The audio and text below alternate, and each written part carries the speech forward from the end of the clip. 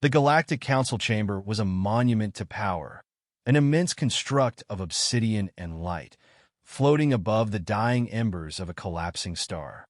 Inside, an assembly of the most dominant alien species convened.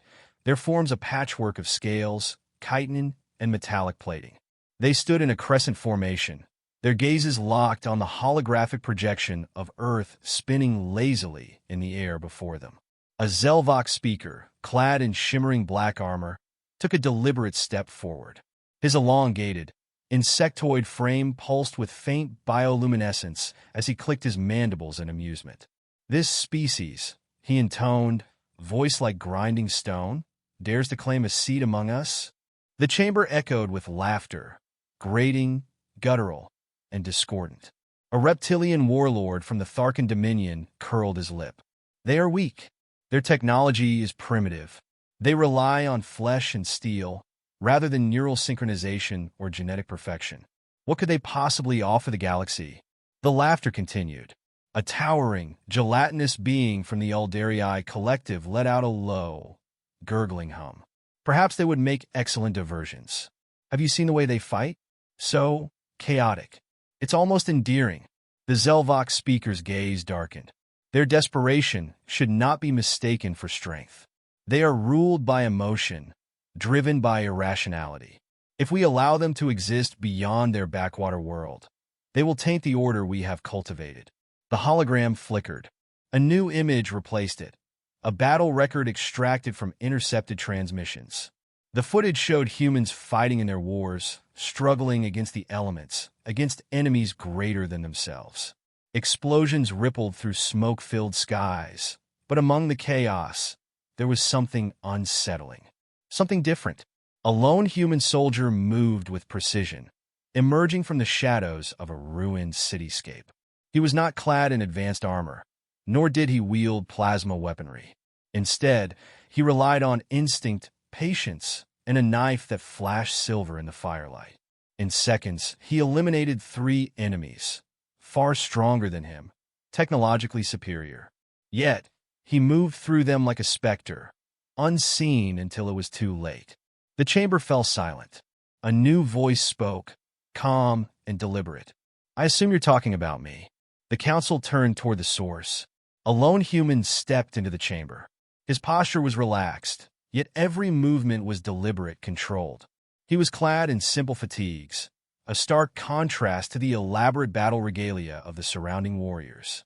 His eyes, however, carried the weight of battle, the unflinching gaze of a man who had seen death and never looked away. Commander Jack Reynolds, United States Navy SEAL, walked forward without hesitation. The Tharkan warlord sneered. "They send one? An emissary? Or an offering?" Jack didn't break stride. "I hear you're looking for a demonstration." The Zelvok speaker's mandibles twitched. "You assume much, human. You have not been invited to speak." Jack shrugged, rolling his shoulders. "And yet here I am." Murmurs rippled through the assembly. No other species would dare such disrespect. No other species would speak without permission, let alone with such ease, such certainty. The Zelvok speaker stepped forward, looming over Jack, his exoskeletal plating clicking as he moved. "Do you truly believe that your kind possesses anything of value? That your frail forms and limited intellects are worthy of recognition?" Jack's expression remained unreadable. "I believe that laughter," he said, nodding toward the council, "usually stops when the fight starts." The Zelvok narrowed his many eyes. "Then let us see if you're worth anything at all." A heavy door groaned open behind the chamber. 2 massive figures stepped forward, Zelvok warriors, their armor reflecting the dim light like polished obsidian. They were over 8 feet tall, their limbs thick with muscle and reinforced plating. Each carried a plasma glaive, the edges humming with contained energy. Jack exhaled slowly. This wasn't unexpected. In fact, he had counted on it. The Zelvok speaker gestured with one clawed hand. "You stand before the finest warriors of our empire. You may fight. You may struggle. It will not change the outcome." Jack cracked his neck. "Funny, I was just about to say the same thing." The first warrior lunged, glaive slicing through the air with lethal speed. Jack sidestepped, fluid as water, letting the energy blade pass inches from his chest. Before the alien could recover, Jack moved in, his knife flashing upward. A precise strike just beneath the armored plates at the soft tissue of the throat. The Zelvok gurgled, stumbling backward as dark fluid sprayed from the wound. The second warrior hesitated. A mistake. Jack was already moving. He closed the distance in a blink, ducking under a clumsy swing and driving his boot into the alien's knee. There was a sickening crunch, and the warrior collapsed. A heartbeat later, Jack's knife found its mark. The chamber was silent once more. The warriors lay motionless, the hum of their glaives fading into stillness. Jack turned, flicking the blood from his knife. His voice was calm, as if the outcome had never been in doubt. Any other questions? The council did not laugh this time. The arena was carved from the bones of a dead planet, an ancient battlefield where civilizations had once been tested and found wanting.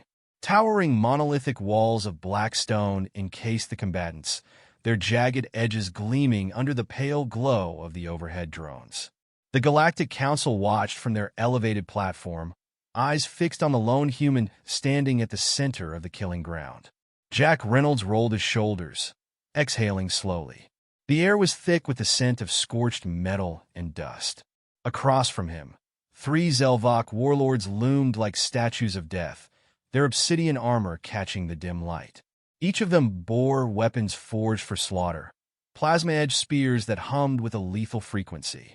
Their movements were methodical, practiced.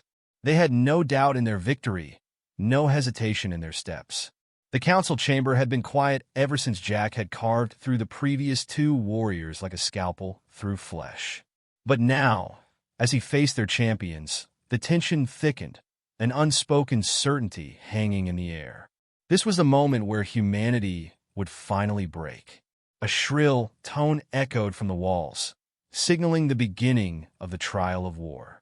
The first warlord lunged. Jack twisted away, barely feeling the heat of the plasma blade as it sliced the space where his torso had been. The second warrior came from the side, glaive arcing downward in a brutal swing. He rolled forward, narrowly avoiding the strike, boots skidding across the arena's dust-ridden floor. They were fast, faster than he'd anticipated, but not faster than a bullet. His hand went to his thigh holster. The aliens had allowed him his knife, but not his firearm. Not that he had expected otherwise. He'd fought without one before, and he would do so again. One of the Zelvok tilted its head. You evade. But evasion is not victory. Jack exhaled. Victory isn't about speed. It's about patience. The first warlord lunged again, spear thrusting forward in a blur. Jack sidestepped, grabbing the shaft of the weapon with both hands and yanking forward. The warlord stumbled just slightly, just enough. In the same motion, Jack pivoted and drove his knee into the alien's armored ribs, then slashed upward. The knife found the gap between plates, sinking deep. The warlord staggered back, dark ichor leaking from the wound. The crowd murmured. The second warlord was already moving, glaive spinning in a precise, disciplined strike. Jack ducked low, feeling the energy blade hum past his skull. He reached for his fallen opponent's weapon, fingers closing around the hilt. A twist, a pivot. A stolen weapon turned against its master. The plasma blade punched through alien armor, sizzling as it met flesh. The second warlord went rigid, then collapsed. The council chamber erupted into chaos. Jack exhaled through his nose. 2 down. 1 to go. The last warlord had not moved. He observed, analyzing the human before him with cold precision. Unlike the others, he did not charge in rage or overconfidence. Instead, he raised his glaive and took a measured step forward. Jack recognized the shift immediately. This one was different, smarter. They circled each other, neither rushing, neither speaking. The distant hum of the arena's force fields was the only sound. Then the warlord struck. Jack barely had time to react. The glaive moved like a living thing, feinting left, then striking right. Jack twisted away, but the edge still kissed his arm, burning through fabric and searing flesh. He hissed, but didn't stop moving. Pain was a distraction. Pain was a teacher. The warlord pressed forward, relentless, attacks coming in calculated bursts. Jack deflected, dodged, every movement a fraction of a second from death. The Zelvok was fast, stronger by far, and completely without fear. But Jack had seen this before. Trained fighters were predictable. Their discipline, their precision, it was their strength and their flaw. Jack feigned a misstep, let his foot drag just slightly. The warlord took the bait, shifting his stance to capitalize on the opening. And in that instant, Jack moved. A step inward, a twist of the wrist, a blade driven upward, just beneath the jaw. The warlord let out a strangled noise, mandibles twitching in disbelief. Then he collapsed. Silence. Jack straightened, rolling his shoulder. The arena smelled of burnt flesh and ozone. He turned, slowly, toward the Galactic Council, the same assembly that had mocked him mere hours ago. He wiped his blade clean on his sleeve. "So," he said, voice carrying across the chamber, still laughing. The council did not speak. The air was thick with something new, something unspoken. Fear. Jack could see it in the way the Zelvok leader's claws flexed, in the way the Eldarii diplomat's gelatinous form quivered ever so slightly. They had believed humanity to be weak. They had believed they were watching a spectacle, a formality before execution. They had been wrong. A low growl from the council's edge. One of the Tharkan warlords leaned forward, eyes burning with something unreadable.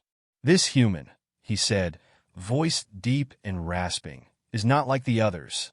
Jack smirked. "You'd be surprised." The chamber remained still for several long moments.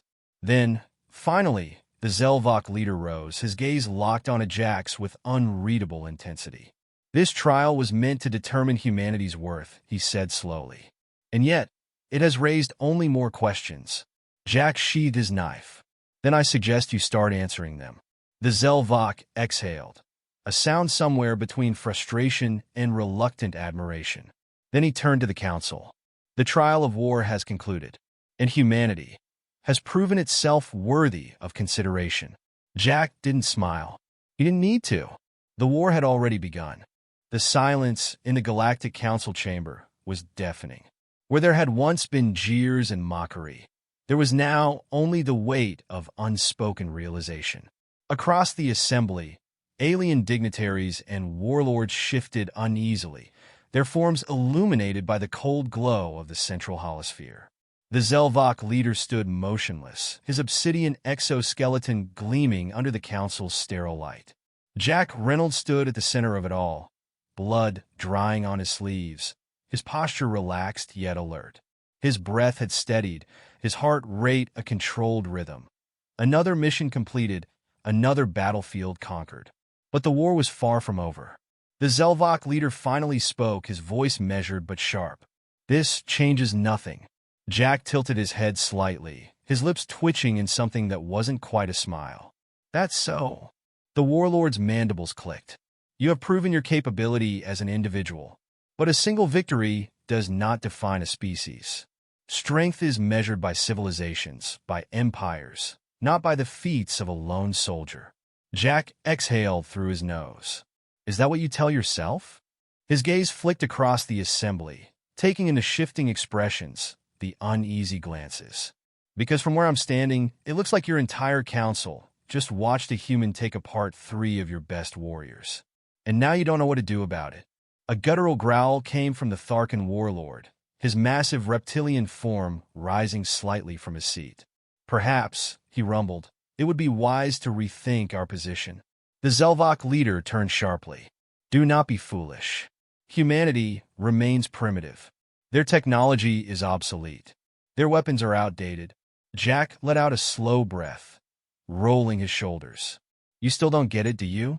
His voice was calm, but there was something beneath it now, something sharp, like a blade sliding from its sheath. "You measure strength in weapons and machines, in data and calculations. But real strength? Real power?" He let the words hang for a moment before stepping forward. "It's not about how advanced you are. It's about how far you're willing to go." The Zelvok's many eyes narrowed. Jack continued, his voice steady. "You built your empire on logic. Cold, calculated efficiency. No emotion. No unpredictability. No soul. That's why you lost today. That's why you'll keep losing. He gestured around the chamber. Every species here follows the same pattern. The same doctrine. You expect battles to play out like equations. You expect warriors to fight like machines. His eyes hardened. Humans aren't machines. We improvise. We adapt. And when we get knocked down, we don't stay down. We get up, and we hit back harder. A murmur rippled through the council. The old dairy-eyed diplomat, its translucent form shifting with unreadable emotion, finally spoke. You imply that humanity's unpredictability is its greatest weapon? Jack nodded once. It's not just unpredictability. It's resilience. It's creativity. It's the fact that no matter how many times someone says you can't win, we find a way. He turned back to the Zelvok leader. And that scares you, doesn't it? For the first time, the Zelvok hesitated. It was subtle, barely perceptible, the faintest tightening of his stance, the smallest shift in his weight. But Jack saw it. He pressed on. You think of humans as nothing more than an inconvenience, a species to be dismissed. But you're wrong. And deep down, you're starting to realize that. He crossed his arms. You're not afraid of our weapons. You're afraid of our potential. A sharp clicking noise echoed through the chamber as the Zelvok warlord's claws flexed. His voice was colder now, harsher. You assume too much. Jack's smirk was razor-thin. Do I? The room was thick with tension, the kind that crackled just before a storm. The council was watching, waiting, caught between the remnants of their old certainty and the first stirrings of something new. The Tharkan warlord let out a slow exhale. The human speaks truth. The Zelvok turned sharply. You would side with them? I would acknowledge reality. The reptilian warrior growled. Strength is not measured by technology alone. It is measured by will, by spirit. And today, I have seen that the humans possess both. A low murmur spread across the council. Jack simply stood there, watching, waiting. He had already won the fight. Now, he was letting them realize it. The Zelvok's voice was quiet, but there was steel beneath it. And what do you propose, then? The Tharkan warlord's gaze flicked to Jack before settling back on the Zelvok. We reconsider our place in this galaxy. The chamber fell silent once more. It was not a decision made in haste, nor one made lightly. The Galactic Council had ruled for centuries, unchallenged in their authority, unshaken in their power. But in a single day, in a single battle, one human had planted the seed of doubt. Jack took a slow step back, glancing toward the entrance of the chamber. He had done what he came to do. As he turned, a voice stopped him. You have changed things today, human? He looked back. The Zelvok leader's gaze was unreadable. Jack gave a small shrug. Yeah, he said. I have. Then, with measured steps, he walked toward the exit. The last thing he heard before the chamber doors sealed shut behind him was not laughter. It was silence.